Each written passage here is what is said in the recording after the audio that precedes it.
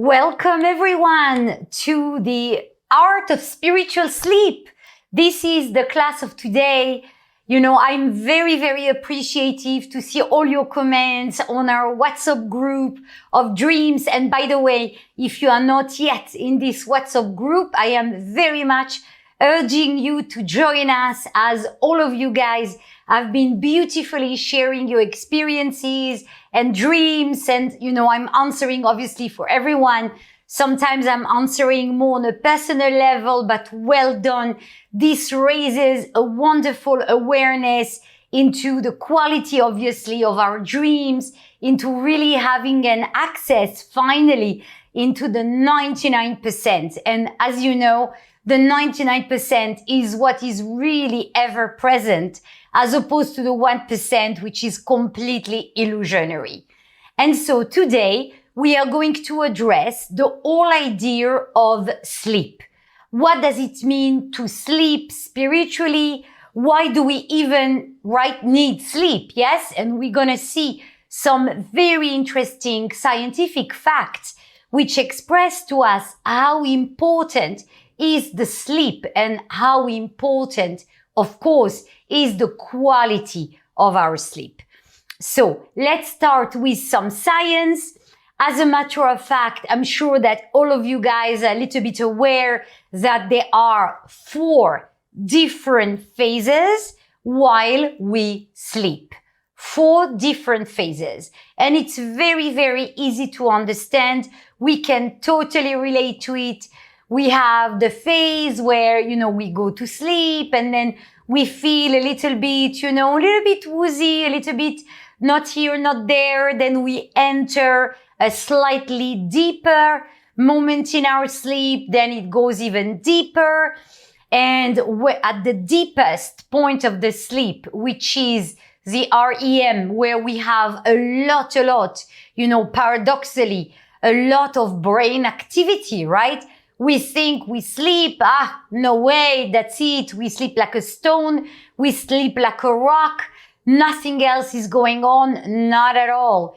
In the deepest phase of sleep, it's when the activities of the brain, the electrical activity, is actually the strongest. And why is it a paradox? Because here we see that we are going to sleep, but at the end of the day, something else awakens, right? And this is very much what the Kabbalists have been teaching us. The body goes to sleep, but the soul really is awakened, right? The soul really ascends and is awakened. And together we are going to read a very nice paragraph as well from the Zohar to literally nail everything that we are talking about. It's like literally close your eyes and open your eyes, to another completely reality. And I think this paradox says a lot about our lives, because when we are, sometimes a little bit not awake, it's when very important things are happening in our life and in our understanding. Again, remember, we will have, God willing, a course of the second part of Divine Inspiration, Ruach HaKodesh, but dreams and the science of dreams and sleep is an inherent part of gaining prophecy and gaining Ruach HaKodesh. So here is what science says, and I'm going to have to look at my notes. The scientific studies on sleep. So we understand that sleep is definitely a biological necessity. Okay. Sleep deprivation has a lot of very negative effects on and detrimental effects on our health. Not only physical health, but of course, mental health, which is, a topic that is very recently being addressed in a more serious manner. Mental health wasn't, in the 70s, 80s, perhaps not so much addressed as it is in the 21st century. And thank God for us, because we really want to understand how we can gain better mental health. So know that the absence or reduction of sleep also has an effect on the longevity of our life.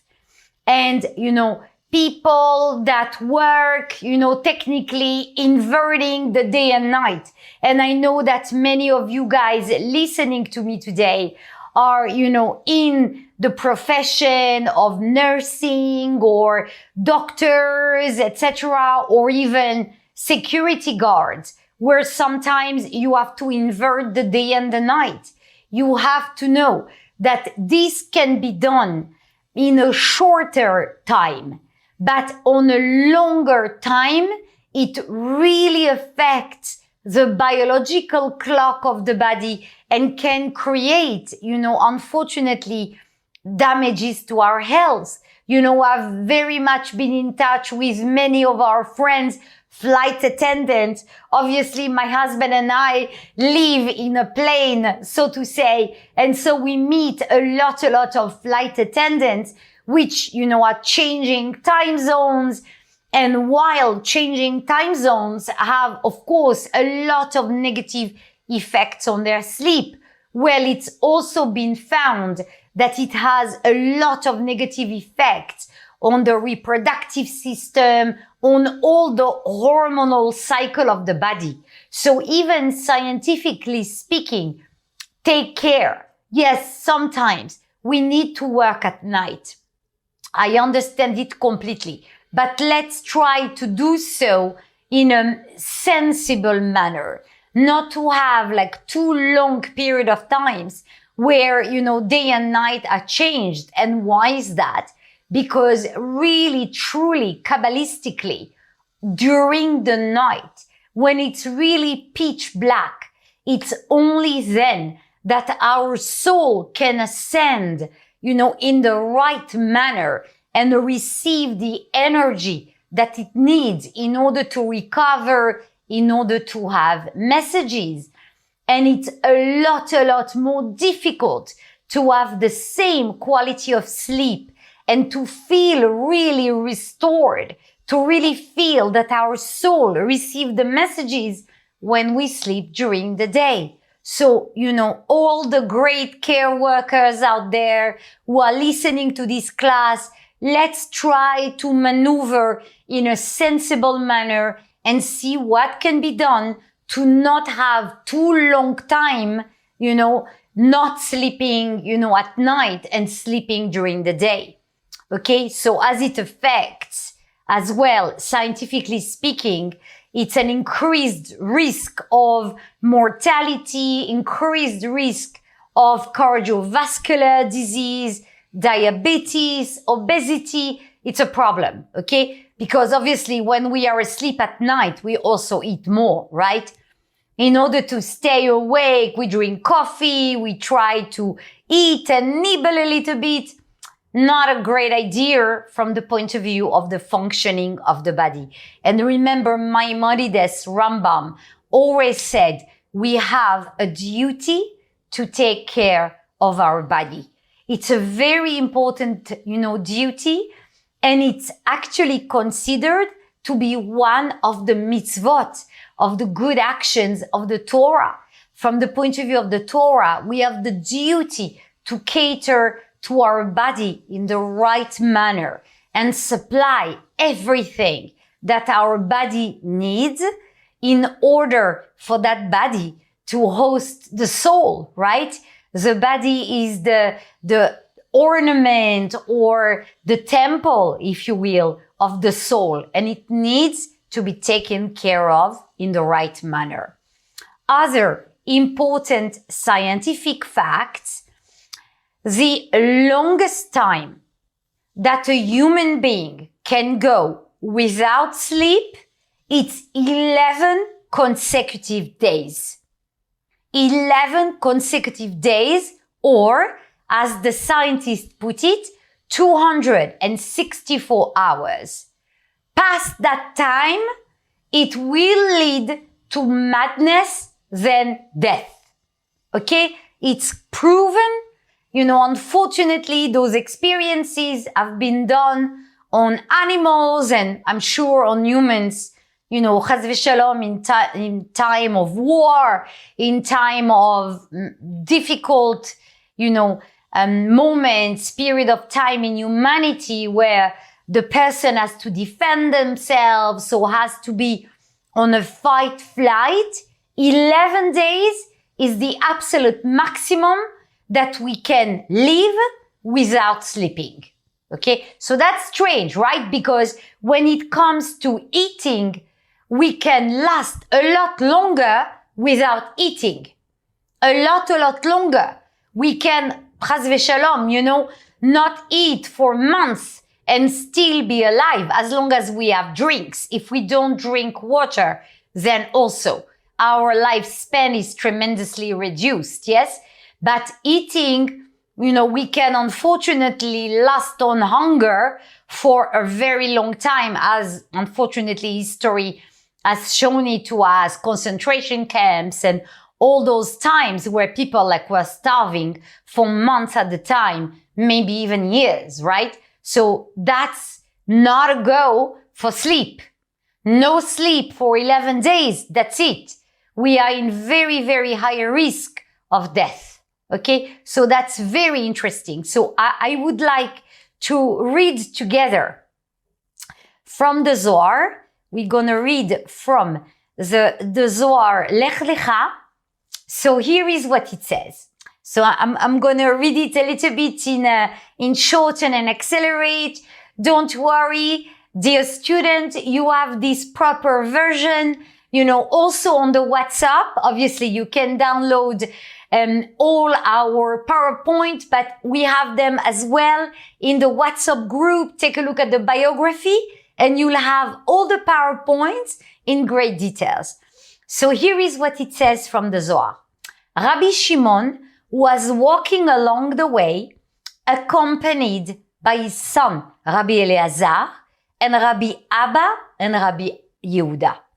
As they were walking, Rabbi Shimon said, I am amazed that the people of the world do not pay attention to the words of Torah or Kabbalah, or to understanding the reasons of their own existence in the world.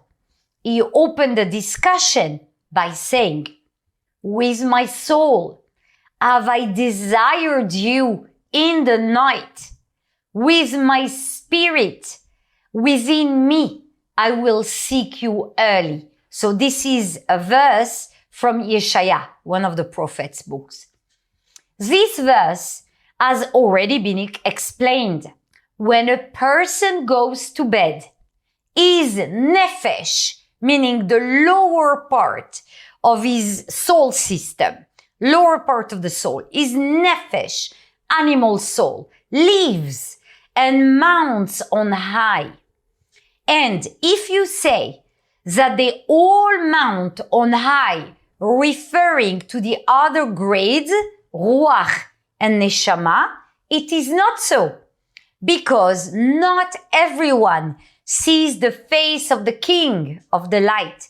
Only the nefesh rises up, leaving an impression in the form of minimum life for the heart with the body. So, beautiful passage of the Zohar. By the way, please, this has been written 2,000 years ago. Who knew about the science of sleep, right? I mean, no one knows. Yes, you don't have at the time great scientists which conducted amazing, research and discovery into all the different domains of our quality of life. Not at all. Yes, this is 2,000 years ago.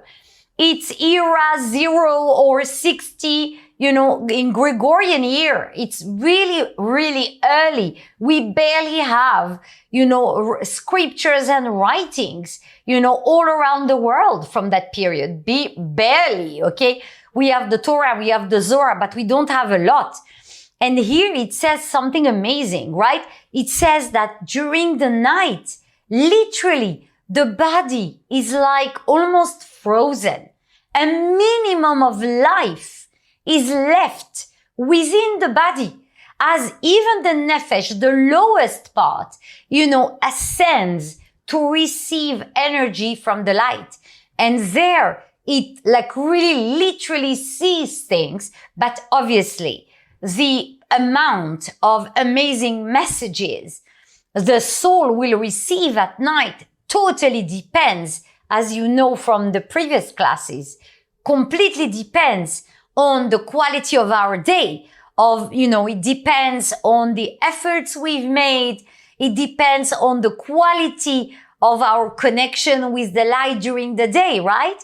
And the actions that we've done. Shortly, we are going to go deeper and understanding how we can really improve and maximize our sleeping experience. Yes. So it totally depends on what has been done during the day and even moments before sleep. So literally imagine the body being left unattended.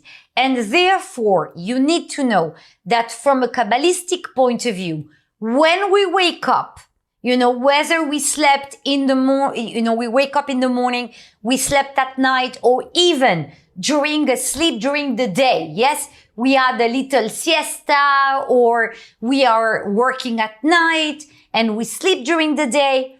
The minute that you wake up, wash your hands. Okay. The Kabbalists give us all technology of hand washing 6 times, with a kind of a cap, right? A cap, a special cup for that. Why is that? Because since the body is left unattended, it is almost considered dead. Okay? And we're gonna find out in a minute that sleep is 1/60th of death, right? So washing the hands is to remove all the impurity of death that is left in our hands, because obviously the soul returns when we awaken in the morning. The soul slowly returns, right? And then we should immediately, go wash hands, do what we need to do, brush our teeth and other things, but immediately wash hands, removing the impurity of death as the body is left unattended. And if you've listened to our courses on Ruach HaKodesh, on Divine Inspiration, we talked briefly about all the different types of impurity. One is the impurity of death, right? And it says that the great priest, the Kohen, couldn't be in touch with, like burial and things like that, because the impurity of death takes a very long time to be removed from the body. Yes. And it kind of almost eats up at our life force somehow. Hence, sleep being 1/60th of death. So important, removing this impurity. Dry your hands really well afterwards, because this negative energy comes out of you and the soul is restored within the body, and the body is fresh, literally fresh and good to go for you and serve, your soul, right?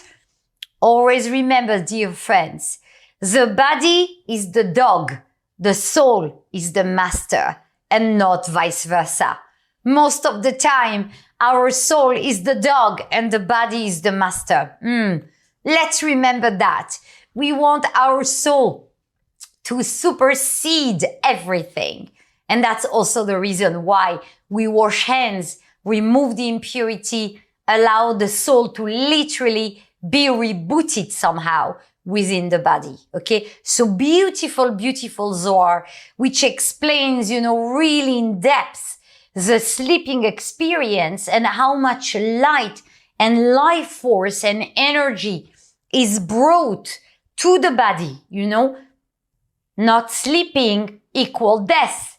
11 days without sleeping, madness, then death, right? Why? The soul couldn't restore its energy back into the body, and therefore, after 11 days, it just clings to the light finally, right? What is real death is when the soul leaves the body and clings to the light of the Creator because it's afraid to come down in a body that, in that case, after 11 days is totally dead already. That's it. It didn't, this energy hasn't been restored. The life energy from the light force hasn't been restored into the body. Okay. So that's amazing to understand it Kabbalistically from this angle. It's absolutely unbelievable. So other facts that are very important, and I'm often asked that question. So what do you do when obviously some people today, suffer from sleeping trouble? Sometimes we need an aid, in different moments in our life where it's difficult, we don't find sleep. We are tossing and turning in the bed, and sometimes sleeping aids should be given. Yes, sleeping pills. Well, do your best because we want to try everything we can. Try acupuncture, try meditation, try hypnotherapy to restore a good sleep. For short times, it's totally okay to take, if necessary, sleeping pills, but know that they completely alter the sleeping experience. Meaning with sleeping pills, you'll have like weird impressions when you sleep. Sometimes you will sleep like a rock and, feel literally that your body is like nailed, on the bed, and you will, wake up not completely restored really, still very fatigued. Sometimes when, we take other categories of pills like psychotropes, they are complicated because it creates a kind of a, inception of reality. Things move a little bit. So again, if necessary, listen to the doctor, get everything you can in order to be better, okay? To feel better. We go sometimes through difficult times in our lives, and that's okay, okay? That's the reason why there is mental health. But always try to use natural methods to restore your sleeping cycles as quick as you possibly can, okay? With meditation, hypnotherapy, acupuncture, there is like a range and variety of things that can be done. And today we will also address the rituals of sleep because sleep needs a ritual. Okay? Sleeping rituals are very important in order to restore a very good sleep. Okay? It's very important to invest energy into better sleeping. Okay? So, falling asleep randomly on the couch while, you're watching kickboxing on TV, or you're binging on some series on Netflix, and you're like, you're with your clothes, of the day. You just ate some nibbles and you're like passed out on the sofa. How do you think your sleeping experience is going to be? Not that great, I'm afraid. Okay? So it's totally worth it to invest a little bit of time, energy, and knowledge into sleeping correctly. And I am really going to advise to you to literally have a sleeping ritual at the same time every night. At the same time every night. Again, you work nights. When you come back, have a sleeping routine as well. Okay? Sleeping routine as well. We don't just pass out somewhere. That's not a good quality of sleep. Our soul is not going to regenerate the body and will not give you the messages that you want in your life through dreams, etc. and so forth. On the contrary, you'll have like nightmarish dreams. By the way, also highly recommended unless it's Friday night and Shabbat. You know, some of you know Shabbat. So on Friday night, we have very copious meals, yes? So try to delay a little bit the sleep, read, walk a little bit, because if you eat very heavily and then go to sleep, you're gonna have nightmares, okay? That's written, Rambam speaks about it, Maimonides speaks about it. You'll have like crazy dreams, yes? So try to have a little bit of time before, between the last meal, the dinner, and the sleep, okay? A little bit of time in between.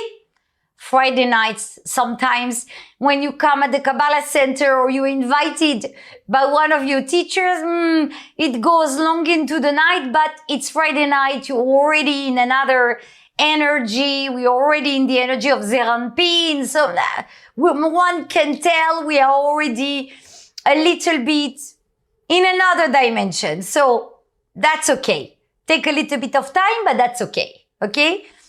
Other than that, during the week, not at all. Try to eat early and go to sleep whenever you can. Many Kabbalists actually used to sleep very, very early and wake up at 2, 3 o'clock a.m. and study until the morning. You can do that once in a while, but not too much, because it really is going to disturb your sleeping habits, okay? If you are a serious student of Kabbalah and you want to try that, then try it once a week, okay? Try it once a week. Study at night. Studying every night is great, but can really disturb the sleeping patterns. However, if you are in the habit of waking up at, like, let's say 2:30 or 3 a.m. every night, then it is a sign that you need to study a little bit. So, get up, wash your hands quickly, read a page of Zohar, and then go back to sleep. Okay? That is fine. That is the sign, actually, that, it's the Rav used to call it the personal midnight of a person. It's your personal midnight.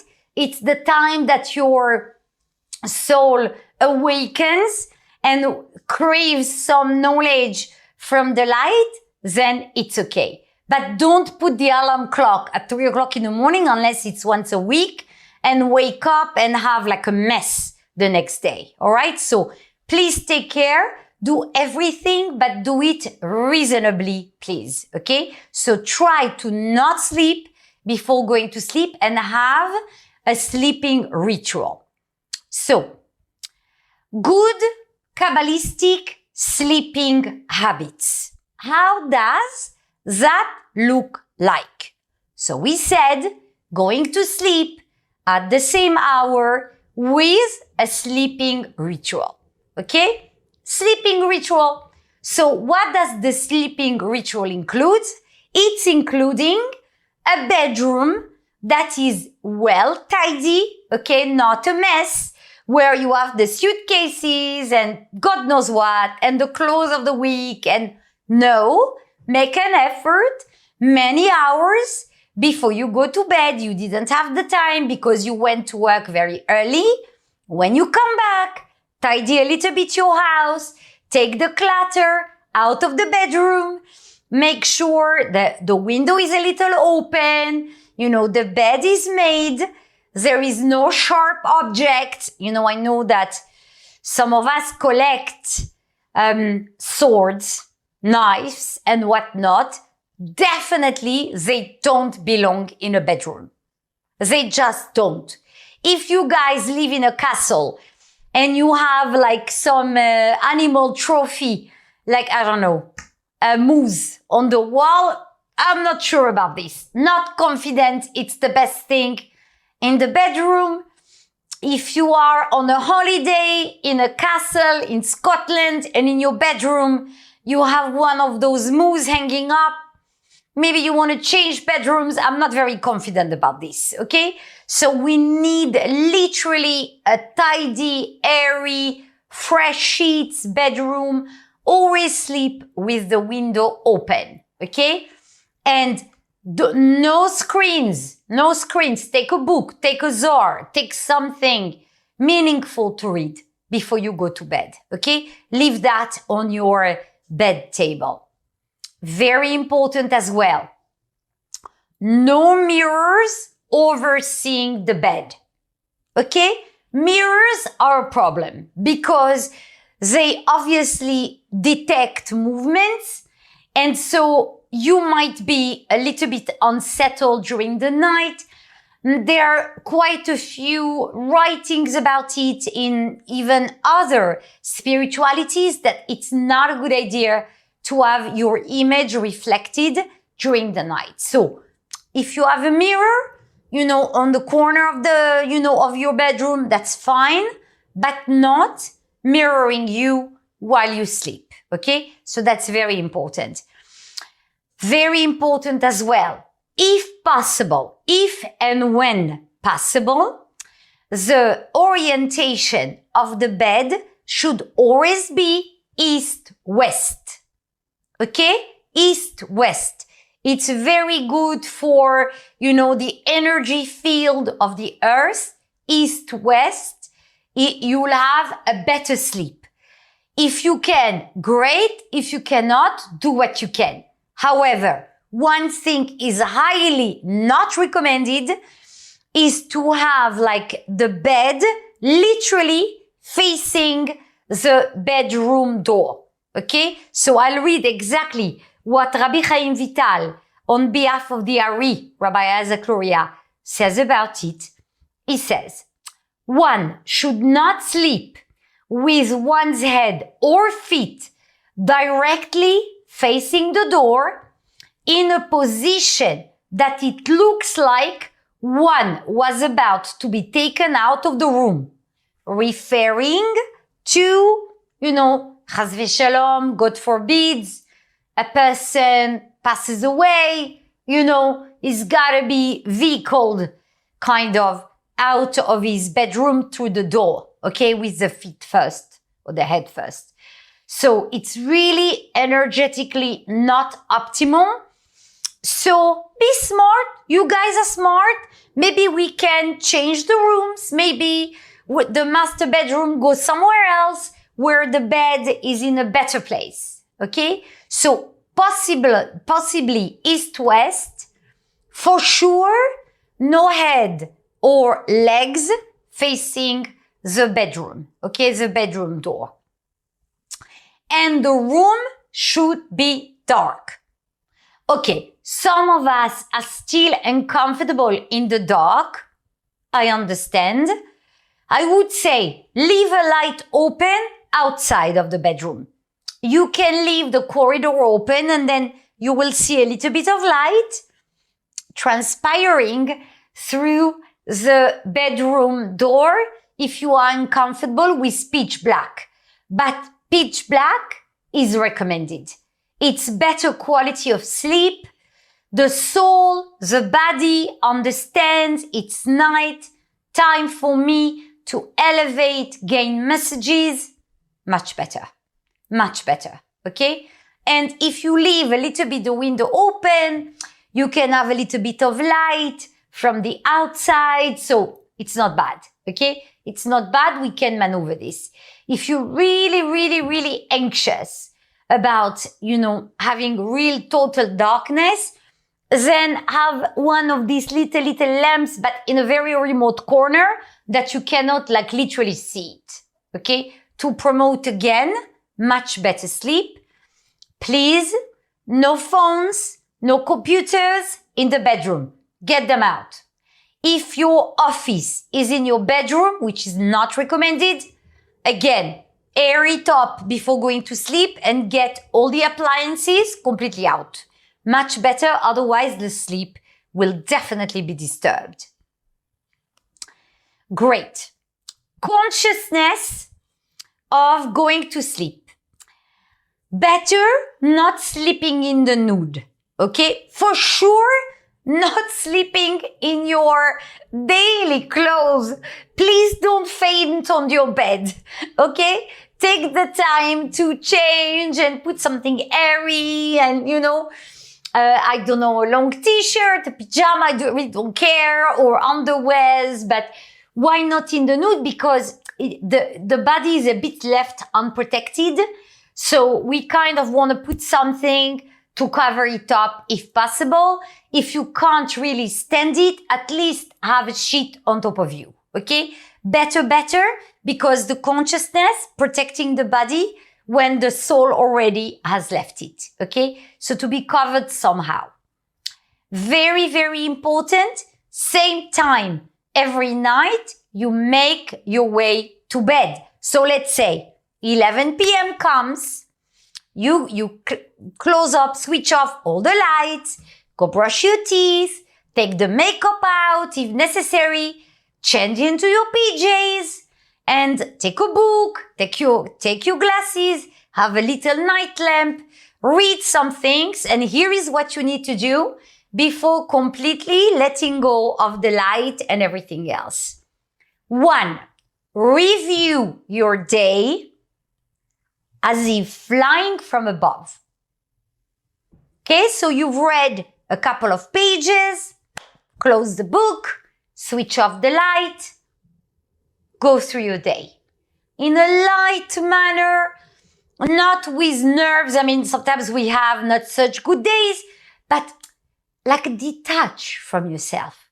Imagine you are an observer from above and you're witnessing your day. Okay? So what did you do? You woke up. Maybe it was a bit of an upsetting day. Look at yourself with tenderness, with forgiveness. Go like, oh man, you had a difficult day today. It's okay. It's okay. I'm looking at you. It's okay. It was a difficult day. You did whatever you could. But take a look at the sequence of events and forgive yourself. Let go. Look at yourself with some tenderness. You tried, okay? You tried. So many don't even try. You tried. You fought. You gave that day a good fight. It's okay. It qualifies as something good. It qualifies as a good day because you gave it what you could, okay? You tried to do restriction, even if you didn't completely manage to do it, but it was in your mind. You tried to do it. You wrestled with the day. You wrestled with yourself. You tried to do whatever you could. You tried expressing yourself. Take a look at yourself with kindness, okay? And forgive not only you, but the elements in your life, right?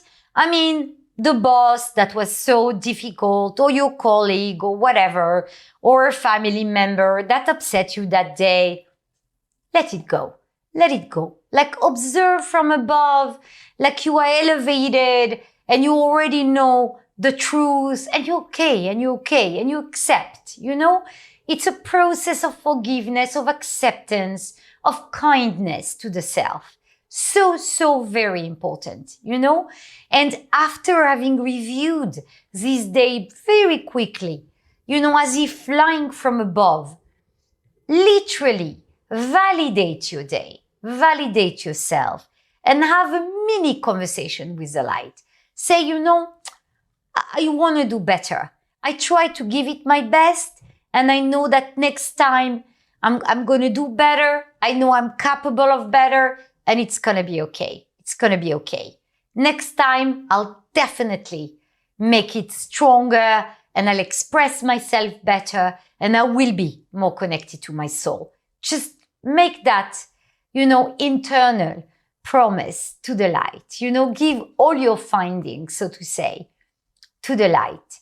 Very good to scan a little page of Zohar, you know, before, after, whenever, you know, scan a little page of Zohar. And very important, get into the habit to dial God as well before going to sleep. So there is a special paragraph in the dialing God. Some of you guys, And welcome, by the way. I'm brand new, don't know anything. So there is something called Dialing God. It's a little spiral book with many, many connections and meditations, for when you wake up in the morning, for various timing during the day, and particularly the important time when we are about to go to bed. Okay. So that's important. So there is a particular passage that is called the Shema, before going to sleep. Very good to do it.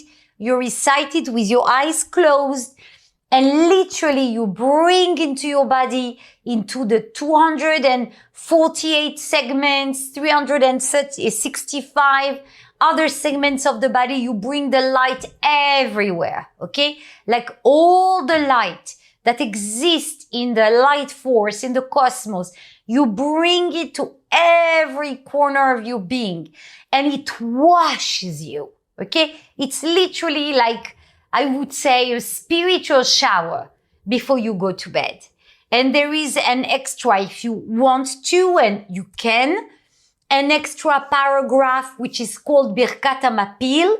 So this is particularly if you are psychic or very intuitive. So you guys that are listening to me that are water signs, the Pisces and the Scorpios and the Cancer, amongst you guys, you want to be reading this, because Birkat HaMapil, it like diffuses, negative energies that you might have absorbed during the day. Sometimes, we live in old houses. Yeah. I know that I'm a nightmare. Like, I have to see a bedroom when I have to move and sleep somewhere else. I have to visit the bedroom 1,000 times because I see things moving and it's really not optimal. So, this is like one of the paragraphs I'm very attached to. And I know that our dear teacher, Karen Berg, used to do that all the time, because Karen Berg was a very, very powerful psychic. And at night, she would kind of being almost under psychic attack. I know it sounds weird, but it happens. Yeah. I mean, there are a lot of things we don't see. Bacteria, we can't see. Virus, obviously, we can't see. Microbes of all sorts, atoms, we can see. Same. Yeah. In the same wavelengths, we have things we can't see. Spirits that inhabit old houses. There are demons that it's their job. They live in a parallel universe to ours. There are thousands of literally different universes that exist and coexist with us. Yeah. We don't need to know about them. You don't need to know about every bacteria and virus that is in, your sheets or on the table. You don't need to know about it. It exists. It's enough. Yeah. Same. So the water signs, or people with a lot of planets in water in their charts, night comes, you live in an older building. Sometimes we get things, read Birkat HaMapil. Actually, I had a person that once came. This is for a little story, because I'm giving you plenty of information today, and no worries. All is written. I try to write as much as I can in the PowerPoint for you guys. But I once had a student that came and said, listen, I don't know what's going on. Ever since I moved to this new house, terrible at night. I'm having weird impressions, blah, blah, blah, blah, blah, blah. I'm seeing things, and what am I, going crazy? I'm like, probably not. Why don't we check? Like, what's this building, made of? Recently built. Doesn't look like anybody has lived before. One of these beautiful piece of real estate coming in the market. Never mind. I'm like, listen, it's weird. Check it out. Continues checking it out. Bottom line, what transpired? This building was built on an old cemetery. By old, I mean beginning of the 20th century cemetery. Yes? So what happened?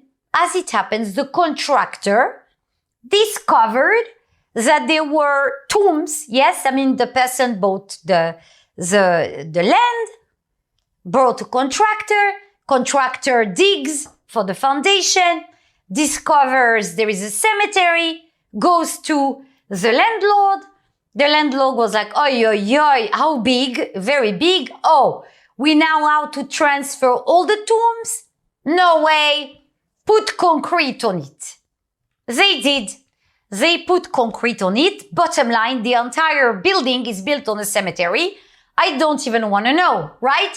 That's it. So I'm like, listen, my dear, besides placing a set of Zohar in your, in your home, which you have, and doing, I mean, if you continue, maybe you want to, I don't know, consider you're very sensitive. Maybe somebody will be less sensitive, or maybe we can tell the landlord and the rest of the, owners that there is something. And bottom line, in the end of the day, it happened to be a huge scandal, and the guy got fined. Okay, the landlord got fined, but I mean, the building wasn't destroyed. He got fined, and he had to pay the families, whatnot. But the building stayed on top of the cemetery. Never mind, super not a good idea. So I want to say, you're not dreaming. It's true. But with a little bit of sage during the day, not at night, and, all the prayers and the Birkat HaMapil, which I'm suggesting to you, you should be good, okay? It helped Karen. Karen used to see spirits all the time. It helped her a lot. Have much peaceful nights, and do it, dialing God, paragraph on Shema before going to sleep, and you will have that prayer in addition as well. Now, I would suggest for us to have an even better night, one of the 72 names, which is the 72 name of God for accountability, because remember what we said, part of our work is to, before going to sleep, is to tell the light, it's okay. I'm validating my efforts. I'm accountable, and I'm okay. I'm all right. So scan that, because we don't want to be in denial. We want to be responsible and proactive. And the 72 name of accountability will be amazing. Okay. It'll help us have an amazing, blissful night, because the soul comes to the Creator when it sleeps, equipped. Listen, I'm aware, even body-wise, I'm aware of what I've done during the day. Give me the energy to do better the next day. I need your assistance to do better for my next day, with my family, with my boss, with my work, with the difficult economical situation. Please, I'm aware. Give me the energy to do restriction. That's what your soul then will come the light and tell the light. Okay? So we will be waking up very much more energetic and refreshed. Okay? Very important. Now, before concluding, and I have so much to tell you, but before concluding, She'elat Chalom, you remember that last week we said, sometimes we have very burning questions which don't have an immediate answer, and we want to ask the light, right? For those answers. Always do a She'elat Chalom, a very pressing question, which answers you want to get during the dream. Do it always on Friday night. Why Friday night? Friday night, no klipot. It's Shabbat. Shabbat, it's clean. It's already Zeranpin. Like the veil, opens up, and we are in another dimension. Obviously, up to us if we want to connect to it or not. But you're listening to it, therefore you want to connect, yeah? So there's no veil, and so the answer will be much, much sharper. So Friday night, prepare yourself to sleep. As we said previously, like the old garment, the old energy, no clutter, all is clean, window open. You do your routine, probably same time. you read a page of Zohar, you review your day, you do the Shema Israel, Birkat HaMapil, ask the question. Light, this is the pressing question. What shall I do? Shall I buy the house? Shall I potentially change job? Why is this situation always happening to me? What's going on? What haven't I understood, right? So you're listening to that. Don't wait. Immediately after, Shabbat after, just do it if you have questions like this. You prepare yourself to sleep. Sleep. Sleep and take very good notes as to what was the dream about. Now, if you didn't remember the dream, didn't dream, the questions were left lingering, wait a couple of weeks, do it again. Okay? Do it again. Maybe you were not ready for the answer, and that's perfectly okay. We are in our spiritual work. Again, guys, we need to be patient with ourselves. Okay? We need to be patient with ourselves. Do it again, and it's going to be okay. All right? But I would love, absolutely love, to hear your comments on the WhatsApp group, which is open. My dear colleague Miriam is opening it for you guys. And don't worry, have no fear into sharing whatever it is you see. When it's personal, I will address to you guys personally in an email. But share, because this is definitely the dreams, the art of sleeping. It's such an important time. We spend a third of our life sleeping.